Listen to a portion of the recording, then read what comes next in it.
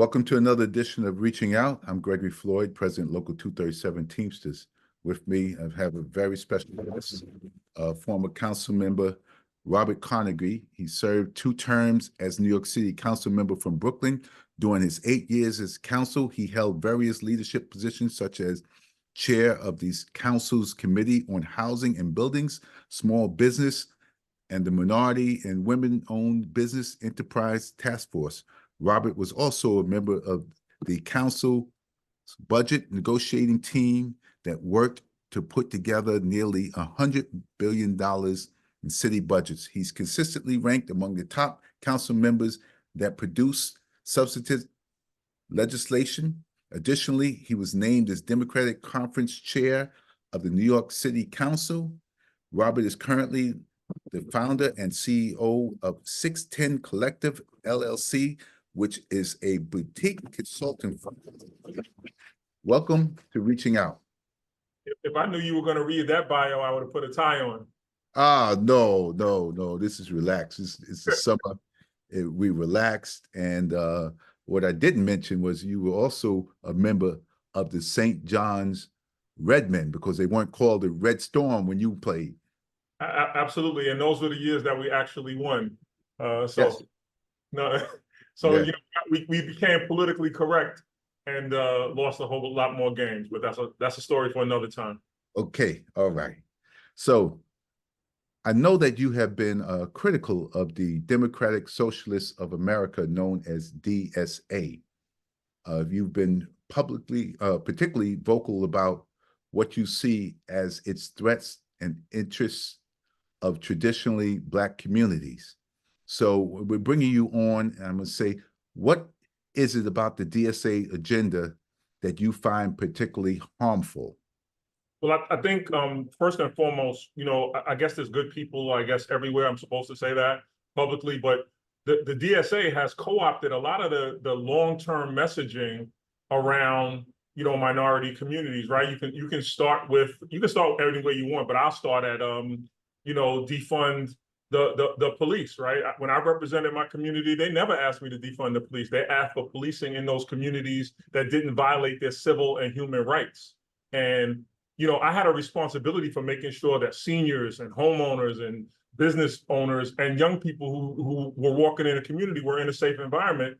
So throwing those kind of things around didn't make sense. And it made me believe that they didn't have a real pulse on what was going on in our communities. And I have family members, and there's family members and people in the Bed-Stuy Crown Heights community that are law enforcement across the board. Like that's one of the strongholds for where people have been able to use law enforcement and labor in particular to be a pathway to the middle class, to purchase their homes, to send their kids to college. So to me, you know, you're not in tune with what's really happening in our communities if those are the kind of messages that you're coming out with. So consistently, they pervert the message and what people are really crying for in those communities. And I'm totally against that. I think that's totally inappropriate to do.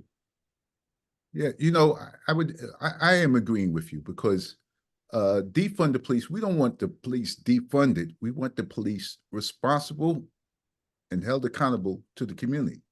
Right.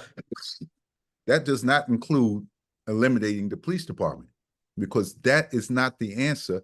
And I really don't know anybody in those communities, in our communities, that want to defund the police. And I could tell you, I really took offense because of 2 reasons. One was really personal. George Floyd was not a relative. However, our names are similar. We share 5 letters. And particularly after George Floyd was murdered, my name, Gregory, became George. Everybody calls me George. And I know why, because they equate George Floyd, his name is synonymous, because he was murdered in a brutal way by a police officer, former police officer in Minnesota. However, but you and I are both products of the Black community. Matter of fact, we grew up in the same neighborhoods. We went to similar schools. You went to Andrew Jackson. You played with a lot of my friends, and I went to August Martin right around the same time. So we understand policing. We understand our communities, and these I would say DSA people come from the Midwest. They didn't grow up with us, And, you know, I'm always careful of people who try to tell us how we should think, how we should live, and what we should do. And our community should also be careful of that, because we understand growing up, and we didn't get to the point of our lives to have somebody come along and co-opt our message and tell us what's good for us. You being a leader in the community and going to the city council, and me being a labor leader. They could negotiate contracts. They could do more for the community than unions. I mean, this is absurd. What the heck do they think they are? Who the heck do they think they are? And what the heck do they think they're going to do? Except ruin our communities and then move on. Yep, and that's why it's so harmful, right? So they take the touch points in our community that have been hot button topics for us, right? So there's no secret that police and community relations are something that we work on, you work on, I work on. Our communities are committed to working on those things, working with law enforcement, working with the community to make sure that we can strike the right balance. So to come in and in one fell swoop upset the apple cart, having no historical context for the work that's been put in to make sure that our communities are kept safe and accountable at the same time. And it ain't mutually exclusive. Like, you can hold the police department accountable and still be in support of safe communities. Like, you don't have to have one or the other. So that pisses me off, them basically saying that we got one choice here. Do away with the police if you want to be safe. And that is an irresponsible narrative to have when so many people are harmed, when the police are not available and readily available and have our best interests at heart. So we've been around long enough, and I joked earlier that you look like you're aging backwards, because it doesn't look like you've been around as long as I've been around, but we've been around long enough to watch several iterations of trying to work with law enforcement to better our communities. You've been around, I've been around long enough to remember when we fought to make sure that the community, that the police department and law enforcement in general was representative of the communities that they served in. I think it's ironic that now we have more Blacks in higher ranking positions in law enforcement that you call in to defund the police now, when we weren't available there and in those, and we weren't making the decision makers. And you know, so it's funny and ironic to me that now we have these high ranking law enforcement officials in not only the police department, but in correction and law enforcement overall. And it's more representative of the communities that they come from and that where they serve. And now you want to defund the police. Now you want to dilute the power and the ability to police in our communities, when we have made tremendous strides. We still got a lot of work to do, but strides have been made because of the hard work that you've put in as a labor leader, the hard work that I've put in as a community leader, and as a person from our communities. And just to do away with that is irresponsible. And it shows, it demonstrates what a lack of knowledge you have and for historical context of our community. It seems like every time we say Blacks get to a point where we are thriving, somebody comes along and tries to change, they change the rules. Absolutely. They move the goalposts. And this is just another attempt of that. But what makes them more insidious, though, is that they're using people who look like you on face value. Yeah. Right? They look like you. If you get a broshure in the mail, you say, oh, that looked like my grandson. That looked like my granddaughter. When in reality, right, what do they say? All skin folks ain't kin folks. Right. There you go. So people are there, like, it's so I almost respect the strategy and the tactics that are being used. And it would be funny if it wasn't so harmful, if they weren't winning and monopolizing leadership roles in communities that they don't know about. It would be hilarious. We'd be on here joking about it or laughing about it, but it's so harmful because now, at least in Central Brooklyn, the DSA has gotten a toehold. In South Brooklyn, you know, the right has control. So centrist Democrats, your members, my constituents, don't feel like they have a voice anymore. Now, the other day, we have this group that keeps coming out, get NYPD out of schools, get the police out of schools. I said, they're not around when we had children stabbed to death and shot to death. This school year, they're not there. And I look and I said, you know what? These people that are out there, they're not parents. They get a couple of kids who are not parents and themselves who are not parents of children in the school system. And I could say this, the leader of that organization, Jumaane Williams, I'm going to say it. Which He again, is the leader, the father of that movement. And which is he very does not have children in the New York City public school system. right. So listen, I'm quickly going to tell you that I have had a child in every facet of the New York City public school system. I had a child with an IEP. I had children in gifted and talented programs. I had children in charters. So I've gotten a chance as a parent to see what works and what doesn't work. What I do know is the law enforcement that's represented in the schools that my kids attended looked like my kids, right? And had my kids' best interest at heart. And would tell me as a parent, that was my first line of defense. If I wanted to know what was really going on and what behavior my child was exhibiting, I knew exactly who to go to because they were in those hallways, they're in the cafeteria, they're in places that are important for our young people. So that to me is ridiculous, and I hated that when I was in the council. I hope you're aware that I fought against that. I was like, no, I am aware. Yeah, I'm aware who fought against, who stayed silent, and who was for moving the school safety out of the police department to the Board of Education. Is there a political power struggle between mainstream Blacks and the DSA insurgents? Right. So if it was a power struggle, that would be better than what we're seeing. So because the DSA has been able to co-opt the message, what they want to do is decrease turnout. So there's a lot of apathy in the Black community now because they don't hear their voice being represented anymore and they're not showing up to the polls. So I would respect the DSA if they were getting their wins the old-fashioned way, which is they're going door to door, they're knocking on doors, they're getting people's attention, but that's not what's happening. I just want to be clear, that's not what's happening. We have in Central Brooklyn, in Bed-Stuy and Crown Heights in particular, some of the lowest turnout for elections in electoral history. We're a characteristic voter rights district. And those people who were part of that voter rights and civil rights go to the polls. Like those are prime and triple prime voters.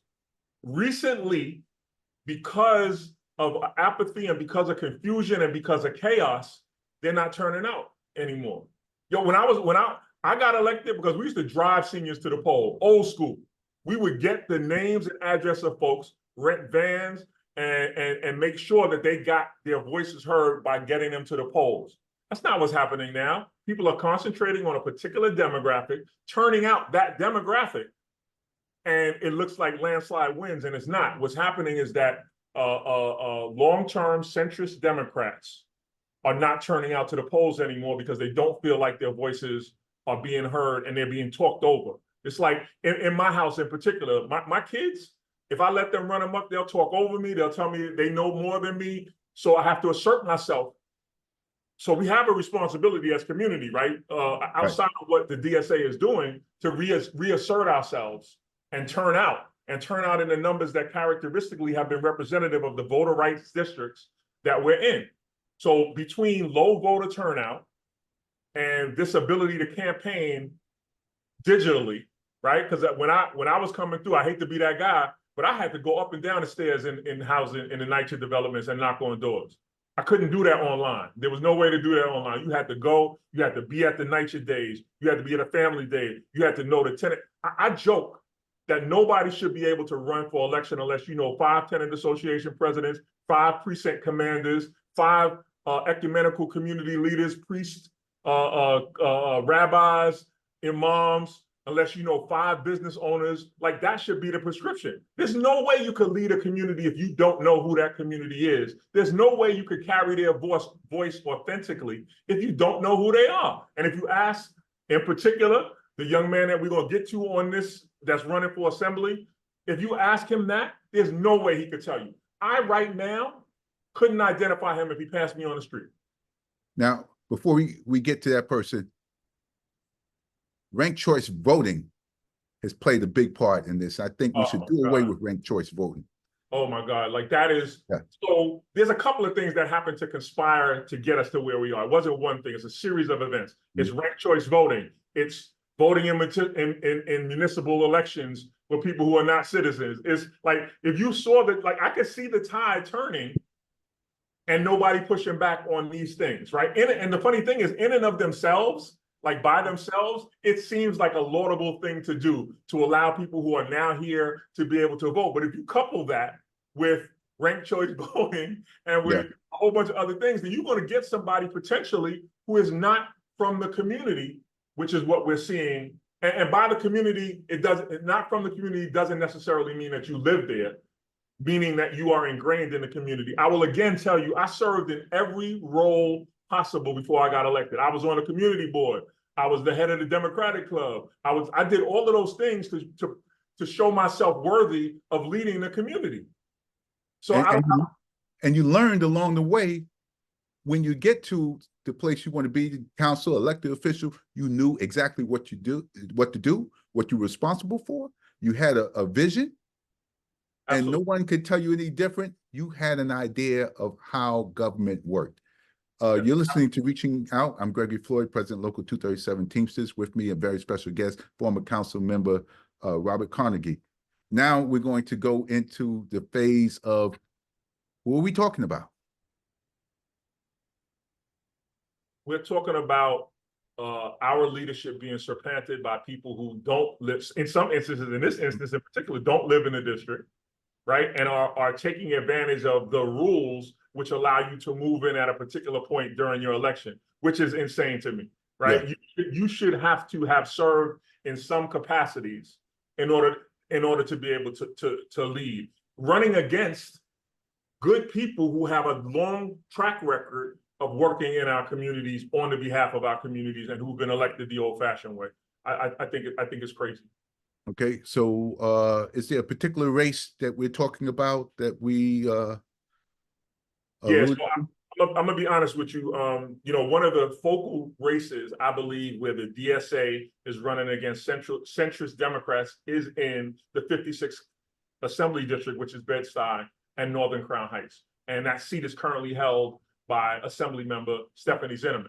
Now, I gotta be totally transparent. Stephanie Zinnemann was my chief of staff when I was in council. Right. So I don't want people to think that, you know, I don't know her. I know her intimately. I've worked with her on issues that were germane to our community. She's led, like you don't get to be a chief of staff if you just sit back and take orders from the member. Nah, on many instances, she brought to my attention and was able to put forward legislation, especially around seniors and senior services in our communities. Right. So I know Stephanie Zinnemann, and the young man, I have the tendency not to mention the names of people and give them any love that they don't deserve. Okay, so why don't we just stay with the incumbent Stephanie, and we'll leave it at that, and we won't give any oxygen to anything else, because I'm very familiar with her. Yep. Matter of fact, she came across my my desk today because something came in from the international, and that'll be being mailed out to her. So I'm familiar. So we're going to say that, and we're going to ask that people get involved in the election and know that she is a good candidate, and they should be voting to support her, because if not, chaos could ensue, because this is another person that's going to go up to Albany and cause havoc if we don't get this election correct. Yep. And right now, we don't need any more chaos that we have. 100%. What we need to have is people who have demonstrated a history and a commitment to our communities across the board. So Bed-Stuy and Crown Heights is a very diverse community, right? I think we kind of know that. I think the demographics have changed. It's not a shock to anybody. But when I say it's diverse, it's not only diverse ethnically, it's diverse socioeconomically. It's diverse between $1 million brownstone owners and NYCHA developments, right? So there's a large swath of people who need their needs addressed on a consistent basis. And I can tell you personally that Stephanie Zinnemann has done that. She did it from the time that she was in my office. So we were all over crisscrossing that district to make sure the needs of homeowners, as well as the needs of residents and tenants were met. And that's a hard kind of thing to do.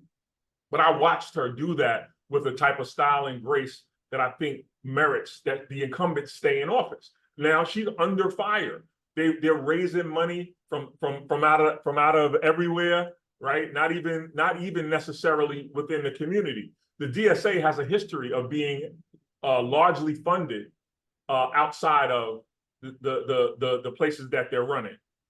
This particular young man lives in a luxury building, not even in the district, intends to move into the district when he's required to. But I'm asking, how could you possibly know what the fabric of the community is if you're looking at it from a 30,000-foot vantage point and not the brain? Now, do you have to have cancer to cure cancer? I don't think so, but this is not cancer. This is issues that are germane to a community that's currently evolving while still having to keep a solid toehold on what's been happening in the past. So I don't like this at all. I don't like this trend. I think that you know, we have to stand up and get together and really push back on this kind of thing. There are other groups equally as outraged, and many of them have taken positions against the DSA, the defund the police, pushing for a nationwide boycott on the divestment of sanctions against Israel, known as BDS. Any thoughts of you uniting with these forces to fight DSA as it gains popularity? Yeah, so I hate to say this, but there's an old adage that says the enemy of the enemy is my friend. So there are certain situations, and they say politics makes for strange bedfellows. So there are opportunities here to link up with folks who have a similar desire for our communities, and we have to do that. Like, there's no question about that. In order to stop this progression of people representing our communities from other places, we got to link up. As the young people would say, we got to link up. And I'm prepared to do that. I'm prepared to do anything I can. Like, I can't even sit on the sidelines. I've retired at this point, but there's no such thing as retirement. I still live there. You know what I mean? I still own a home there. Yes. You know, my kids went to school there. So there is going to always be a special place in my heart, no matter what I'm doing. And I'm going to stay committed to continuing to work with people that I know and people that I don't know who have a similar agenda to make sure that centrist Democrats, that labor, that the real things that have driven our communities and have gotten us to a place of some independence, right? Bed-Stuy has probably, Bed-Stuy, this is true, is the last bastion of Black home ownership, the last bastion of leadership in the ecumenical community. And if you look at the makeup of the community board, so Bed-Stuy is the last place where Black people are still leading in other capacities. They're leading economically. It's the last bastion for Black small business ownership. If you go up and down Fulton Street, yes, there's some new businesses, but there are businesses that have been there 20 and 30 years. And then there's young people who have done everything from getting loans to leveraging the equity in their homes to start businesses. So we know that that's a place where Black people can grow and evolve and make a difference. So we want to keep some of that. Okay, yeah. In light of the business shown by both parties toward one another, as well as the sharp divides within each party, what do you see happening in terms of the upcoming Democratic primaries? Like I said, I think that that Black people are tired, and some of them are tired with the traditional way that the Democratic Party has operated, right? And that's totally honest. So we have to get some reforms within the Democratic Party that demonstrate a commitment to not only reducing recidivism, but supporting small business. Like you know what I mean? So there are Black people within the Democratic Party who are angry because they don't feel like, from an economic standpoint, that their needs are being addressed, and from a educational standpoint, their needs are being addressed. So we got some work to do as a solid Democratic Party. And if we don't, what we're going to see is so Black people aren't necessarily en masse ready to go to another party. They're just not showing up to the polls, which is actually even more dangerous. Yes. So I think if we continue the trend that we're on, where we're blindly supporting the Democratic Party, and the Democratic Party is not saying, hey, Black people, we recognize you and we recognize your needs, and we know that your needs are not solely based on, you know, reducing recidivism. They're based on supporting small businesses, making sure that contracts in the city, state, and federal government are divided out evenly among a Black business in the community, construction and professional services and all those kinds of things. Once that happens, I think we'll see a stabilization in the Democratic Party. And I'm talking to people on a higher level to make sure that that's a message that we adopt. If we don't do that, Greg, people are not going to go necessarily to another party. They're just not going to show up to the polls when necessary. And that is incredibly dangerous, I think, for us. Yes. So, Robert, we got about a minute left. What can people do to help in that race for the candidate that you're supporting and turn out to vote, because it's important? And the primary, I believe, is June 25th. Yes. So I think that you have to put your money where your mouth is, right? So one thing that we know about DSA is they're not going to lack any resources. I got a call yesterday from the candidate from DSA, from his campaign, and I'm like, clearly y'all don't check your call list, but they called me and I listened to the message throughout. The message didn't say anything about the needs of the immediate community. It talked about Palestine and Israel. It talked about things that are not in the purview from that role, from the assembly, that they could handle. So they're touch points that are serious points, but him in office, he could not address any of those issues in a way that would be substantive. So they're not telling the truth, right? And I heard it from myself. They're not talking about, what an assembly member in the state assembly actually can do in working with the other members and in working with the leadership there. So that's dangerous too. So we have to bring somebody to the polls 100%, and we have to make sure that whether, there is matching funds now on the assembly level in district. So if you're in the 56th Assembly District and Stephanie Zinneman is currently your assemblywoman, you need to donate to her campaign. No matter how big or small it is, they are matching those dollars if you live in district. If you want your voice heard, if you want someone who's demonstrated a commitment to your community and who has a solid foot in the history and the past, but a solid vision for the future, then you have to, you have to spend your dollars. And if you can, volunteer for a campaign, that has to be the case. Okay, great. That's all the time we have for this edition of Reaching Out. I'm Gregory Floyd, President of Local 237, very special guest, former council member Robert Cornegy. And we are going to invite him back anytime you want to come and you have a message, you want to come and you want to let us know about a race or anything you want to let us know about. What's all in your mind, this is where you want to come. You're free to speak. Thank you for coming on. It's always good to see you. Good to see you also. Okay, take care.